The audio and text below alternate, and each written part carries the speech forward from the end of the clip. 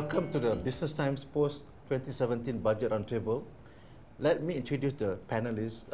They are Datuk Stephen Wong, Deputy Chief Executive Officer of ISIS Malaysia, Encik Kamarudin Mat Noor, Chief Economist at MIDF Amanah Investment Bank, Ms. Teresa Goh, Council Member of the Malaysian Institute of Certified Public Accountants and Tax Partner at Deloitte, Professor Dr. Noor Azlan Ghazali, Vice President of UKM and Professor of Economics at the same university, and last but not least, Dr. Ewan Shahzan Al-Abidin, Director of the ASEAN Research Institute of Banking and Finance, University Utara Malaysia. Welcome to the studio at Balai Berita. Well, we have seen the various reactions to the 2017 budget since it was presented by Prime Minister and the Finance Minister on Friday.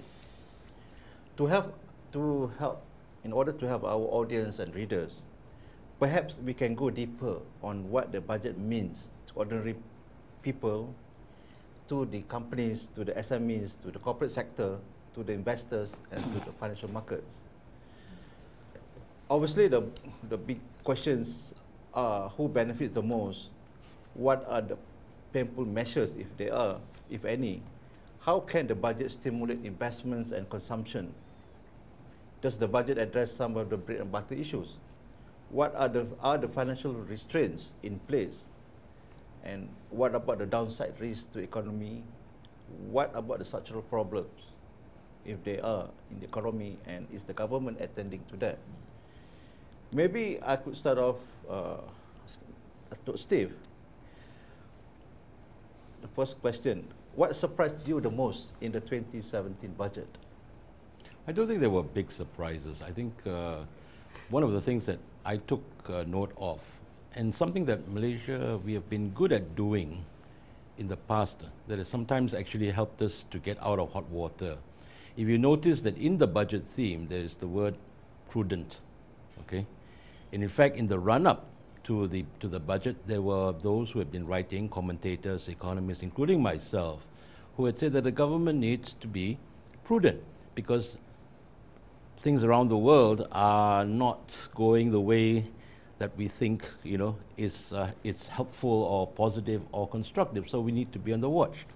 So within the context of the 260 plus billion, all right, of which 220 billion is the government actually raises, and about another 41 billion that the government borrows. Within this context, the government has to make use and to prioritize.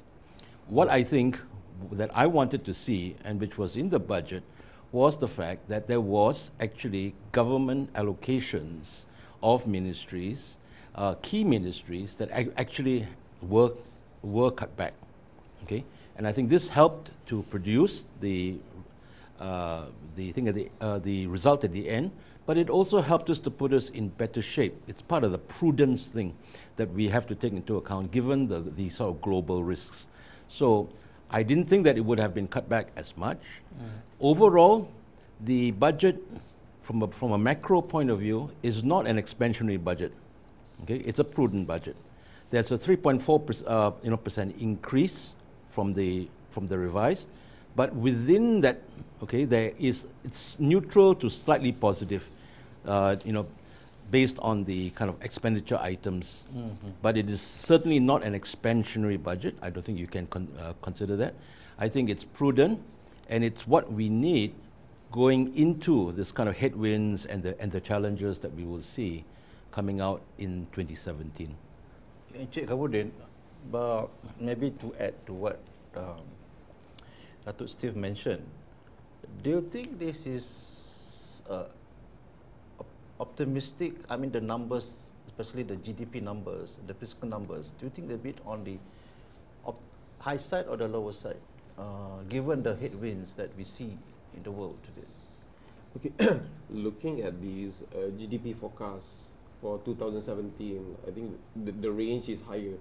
It used to be, I think this year, 2016, we have between 4 to 4.5. So next year, they are forecasting is between 4 to 5. So from that perspective onwards, we are saying there is optimisms in terms of things going forwards. But like Dato mentioned earlier, it's going to be an external headwinds. We have seen like our external trade is moderating, China is stabilizing, and then there is a lot of so-called external shocks that is going forwards. But from our analysis, 2016 will be a bottoming up, so-called, and it's going to be something's positive picking up, at least in the second quarter of 2017. I think from the GDP point of views, in terms of looking at the growth, yes, we're still highly dependent on the domestic economies, but it's going to be a positive coming from the external sector as compared to 2016. I think the range between 4 to 5% as of GDP forecast for 2017 is within the achievable scenarios. What do you think of the fiscal deficit targets? Do you think it's a bit on the a bit conservative at the 3.0? Yeah. I think this year we have 3.1 and then 3.0s. I think in terms of fiscal deficits, and then I think even though to have a balanced budget by 2020 is something which is very challenging, but if you look at the past history, 2009, 2010's budget 6.4, and then now it's 3.2. It's about half of that. I think if we expect the rebounds to be in 2017 onwards, I think is not impossible, but it's something which is very challenging. Can I just jump in here? The government has actually this year taken a very conservative oil price per barrel of 45 US dollars per barrel, and that gives you the projected 3% sort of deficit. In fact, there are already commentators and economists and some bankers out there who are saying that if the oil price comes in around 50, there's actually scope for the deficit to drop to something like 2.5, 2.6%. Now, given that the nominal GDP is always a very volatile number, correct. If we experience some very heavy headwinds next year, that base will also shrink, and as a result, your deficit will increase. But to the extent that we know today, the $45 US dollars per barrel is something that I don't think there are too many who are saying it'll go much lower below that. So there is actually scope within what we know at the moment for that number to be achieved. Just to add on that, because our revised 2016 is between 30 to 35. Our year-to-date average for 2016 is nearly $44 per barrel. And then we are expecting our house calls for 2017 is at least 50, average of $50 per barrel for 2017. Mr. Risa, from the tax point of view, where do you see the biggest challenge in terms of ensuring the revenue stream for the government next year? Right. I think where the tax angle is concerned, as you know, GST revenue is about stable already for this year, so you can't expect a lot more from there. Most people who would have registered for GST would have by now. So, so you look at income tax, and of course petroleum income tax, petrol tax, petrol dividends from Petronas, etc. That depends very much on how the oil price is going to do. But on corporate tax and income tax, there's so much going on in the world about transparency, increased transparency. There's this BEPS or base erosion profit shifting that's going on, and the OECD has come up with 15 action points to prevent companies from making a lot of profits and not paying tax anywhere in the world, right? So as a result of that, a lot of initiatives have already been laid out by OECD, and Malaysia is on board. We've already signed the multilateral agreement early this year. And we can see, or we can expect a lot more transparency with regard to two things. One is with regard to individuals, right? We have this thing announced in the budget called the CIA, right? And we're talking about collaboration between income tax, between customs, and between the Companies Commission of Malaysia right? So with sharing of the database and sharing of information is a lot easier. For example, someone who's registered for GST, for example, the revenue is supposed to be $500,000. But for in the income tax file, if they've only declared like 300,000, for example, then it's very easy for this difference to be flagged out, right? And for income tax to go after them, right? So in addition to this, there's this automatic exchange of information. So if you've got bank account in Switzerland, for example, Switzerland is also on board with regard to exchange of information. So if you've got a bank account in Switzerland, they've got laws now to see through all the way to the beneficial owner. So the Swiss banks will have to disclose who the beneficial owners of the funds are, and the bank would have to report to the tax authority of Switzerland, and there'll be an automatic exchange of that information with the various tax authorities. So if you're a tax resident in Malaysia, that information is going to come back to the IRB, it's going to find its way into the tax file, and then the taxpayer will have then to account, will be asked by IRB to account for the source of funds, right? So in this way, hopefully with all these different initiatives, the inland revenue will be able to collect a whole lot more tax as well, right? From this area. The other agency involved is customs, the Royal Customs as well, Customs. yes. So this is basically to strengthen the collection part and compliance as well, isn't it? Yes, that's right. So if the taxpayers know that there is freedom of sharing of information, then of course you have to ensure that whatever you declare for customs purposes and income tax purposes are the same, right? So you know, so I think people will have to watch it.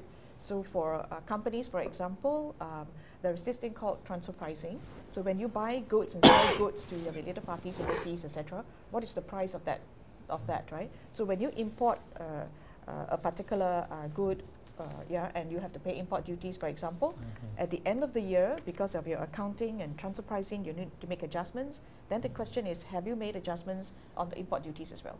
Okay. If you were to make adjustments to lower or increase the price, then you're going to take into account customs, right? So there's greater transparency between the two authorities. So you know, so this is an area that's difficult to comply with. But now with the increased transparency, I think businesses have no choice but to ensure that they take the pains to see how they're going to do it right. Prof, you spoke yesterday at the UKM about how the government has been quite restrained in terms of fiscal management. Do you see this budget is keeping that thing on track? Interestingly, I think the way people look at budget actually in Malaysia, it depends on which perspective that you are looking at. Okay. For the ordinary people, I mean for people out there, in most cases what they look for is only one-liner, where they are mentioned. If they are fishermen, if you don't mention anything about fishermen, they will say this is a poor budget. No, it depends on your profession. It end up to be like that, which probably is not. I mean, it is right from the perspective of a person looking at in the budget, but probably not so right in the perspective of how a budget, what actually budget meant for the whole nation. I think for Malaysia, it is so obvious that all eyes are looking at the fiscal deficit. Correct. That basically summing up the budget in a way that how much you earn and how much you spend. What is your plan with respect to revenue and how you want to spend it? And it is interesting to see that for a number of years, the approach taken is more like kind of setting the end and then come back. Like for example, that okay, set a goal, we want to bring in fiscal deficit to 3.0, and then from there, lock that one first and then go back and see how do we basically distribute. I mean, who should get what and so on. I always look at budget in two ways. One is about, it is an annual budget anyway. I mean, it is only about 2017. It is about how a country is maneuvering its operation. But at the same time, no matter how you maneuver that, taking into account the global economic environment, taking into account the structure of the economy, and also taking into account the so-called most immediate needs of the public at large. You know, at the end of it, it is a government who are doing this. But it must also be in line with a longer-term plan, which is actually, not many people talk about it actually. This is actually a kind of a budget for the second year of the 11th Malaysia Plan. So whatever that you want to do, it must be in line with that. So I see some similarity there, some focus there, but definitely in this budget, it is a decision of the government that the focus is very much the rakyat. That's why even in the theme of the budget, you see these words appear 3 times. You know, about putting people together, unity, about inclusivity, about well-being. Even from the theme, you should be able to imply what's coming up. And I think from that perspective, content and theme, it is perfectly right. But maybe there are elements that probably more structural that need to be attended, which is I hope that after this we can discuss on that as well. Thank you, Prof. Dr. Irwan Shah, you are with UUM. What do you? My question is, what do you like most and what you dislike most about this budget, basically, from your point of view? Okay. First of all, in general, I would say what I like the most about this budget is it is a forward-looking budget. I think for the first time since independence, okay, since 1959, I think we see a yearly budget that is, you know, set the course for the future. I mean, we are talking about, I'm referring to TN50, 2050 transformation program. Okay, so I think this is something that I like the most, and the thing about TN40 is about how the government wants to engage with young generation, for them to have a national discourse and for them to look into what type of vision that they want to see in the future. So I think this is very much things that I like the most. The other thing is about, again, I would like to echo what Dr. Professor mentioned about the fiscal consolidation exercise. If I want to relate with Dr. mentioned about this is not an expansionary budget, yes, I agree. But of course, because it is still, we are still in deficit. But the fact that the government is still on course with this fiscal consolidation exercise, I think that is something that we need to highlight about. Because this budget to me is pro-growth. In economics, when we have pro-growth, usually we will compromise in the context of fiscal at that level. So this budget I see, although it's pro-growth, it still managed to maintain the fiscal consolidation path to 3.1 this year and for 3% next year. It's quite a tough balancing act, I guess. Yes. So to me, credit must be given where credit is given. I mean, it's not easy to have this, you know, so working on a tightrope, basically. Yes, exactly. So got to balance so many needs and demands of the people. But I think issues that I see basically a few things. One maybe about things about housing. Okay, although I see some new measures such as rental and everything, but still, for me, we need to find a long-lasting solution, something that is more, for me, holistic in terms of addressing that. But overall, I see the budget is something that is pro-growth, people-centric, and something that is forward-looking. That's the point. I mean, when everyone mentioned about housing, yes, I mean there are measures about building more houses and sell it out at basically subsidized price. That is something that can soothe the pressure for the targeted growth. But again, as what I'm trying to highlight just now is a structural things. Will that solve the problems? The problem is that out there is that one of it is seriously is that whether the prices of houses that we are seeing out there is a genuine price. So that is something that I mean that probably hard to pinpoint in the budget. But I believe that there are elements still left untouched. Government should not be doing continuously building houses. I have some reservation about that. Yeah, because I mean this is a very hot topic, housing, affordable housing especially. Yeah. From what I understand, the budget tries to also address the supply side as well as the demand side of the housing. But do you see this as you mentioned about this? We need a holistic approach to this housing thing. I mean, one budget alone cannot solve. Yeah. But do you, I mean, maybe Datuk Steve, I know you are very passionate about housing property. Maybe you want to share your thoughts on this? Housing is not something that any one budget will fix. Okay. In fact, it is not something that even 10 budgets can fix. It depends on your demographics. Okay, so you cannot say I've done the job, you know, end of story, etc. Because there are new people who are joining the workforce all the time. So within reason, you have to apply reason, because you will want not just to provide, you want a sustainable position. You want to ensure that people have a roof over their heads. Under no circumstances should they be homeless, you know, back to the squatter settlements of the, you know, of old, etc. So those things have to be provided. There is a portion of social housing, okay, and we see some part of that social housing in the units that the government is going to build under this budget, the 40 to 50,000 houses which Professor Dato has said is going to be subsidized. There is, however, besides the social, we have then the affordable.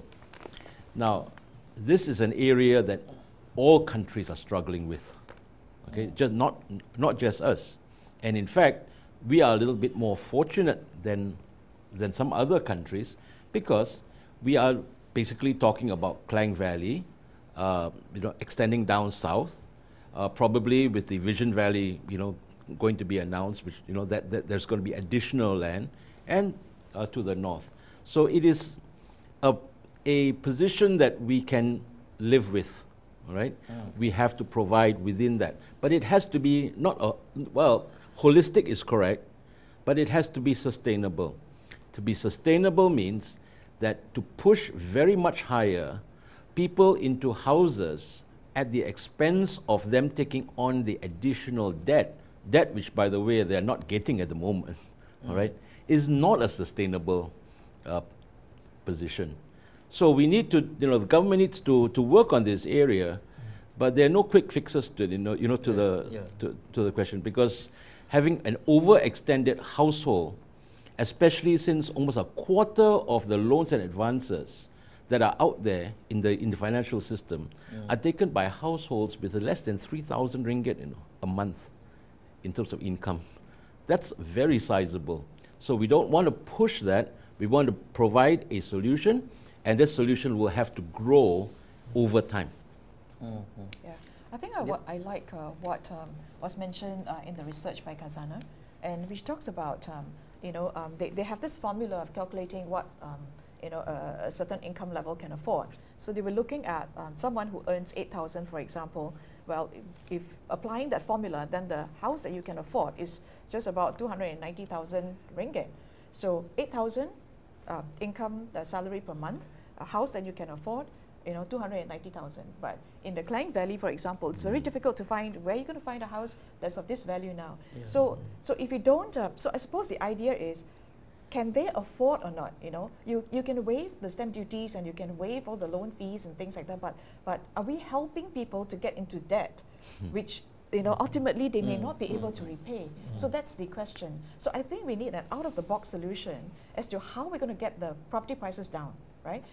There was IBS and people said, well, not so effective, etc. Maybe more R&D got to go into this area to see how developers can do more research, how to lower the cost of building so that we can bring the prices down, because this not only affects, it doesn't only affect the B40 and the M40. I mean, most of the M40 upper end also have this problem as well. They're also facing this problem, right? Because your M40 is only up to about 8,000, right, in salary. The introduction of the so-called stamp duty increase in 2 years' time, that will help. That is helps dampen demand for the 1 million and above. Yeah, but realistically, if you look at the 1% increase, I mean, I would feel that many people in the M40 would also suffer, because a link house in the Klang Valley easily costs $1 million already, and you're not buying any luxurious property. You know, this is just a link house. Like in Wanutama, for example, is easily over $1 million, right? So who are the people who are buying these houses? It's the M40 group. It's not the top 20. Not top 20. See, you can view houses in two ways. I mean, like Steve mentioned, that from one side it looks as a social goods. That's something that it is a government who are responsible to make sure that everybody who are in need and at the right certain age and income, it is affordable to them. But on the other side, there's also an industry, and property industry is the one that also kick up the economy in certain ways. But to me, when prices seems to be out of control, when the interest of, look, I mean, in Malaysia, we always talk about the B40. Their income is about 3,003 downward maybe.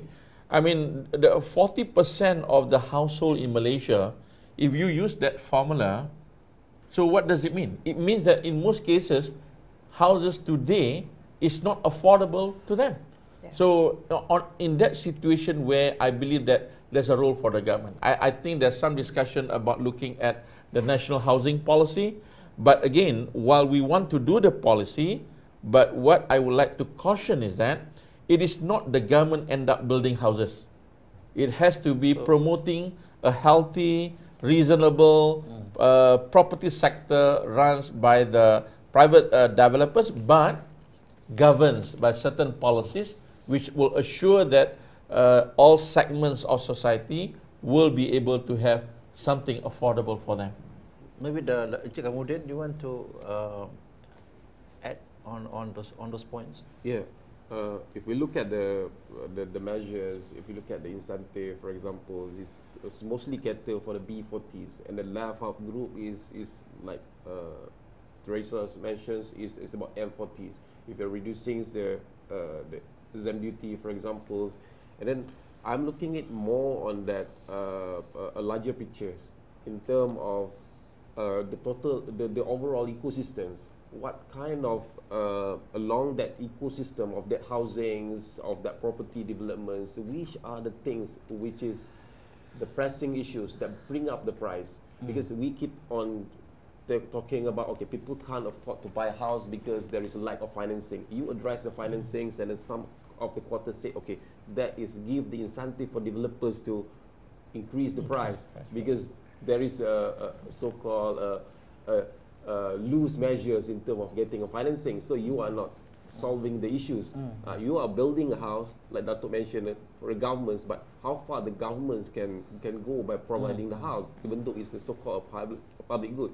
So by looking at that overall ecosystem, so what, because we have been doing this for quite a long time. So we have, for example, the BKLs, you have a public housings, because some of the housings is very cheap comparatively, but you have an in system, which means that people who are eligible, but how about the out systems, input and output system? Because a lot of things in Malaysia, welfare-wise, I see you keep on registering the beneficiaries, the applicants, but you don't have the proper out system for people to graduate from the system.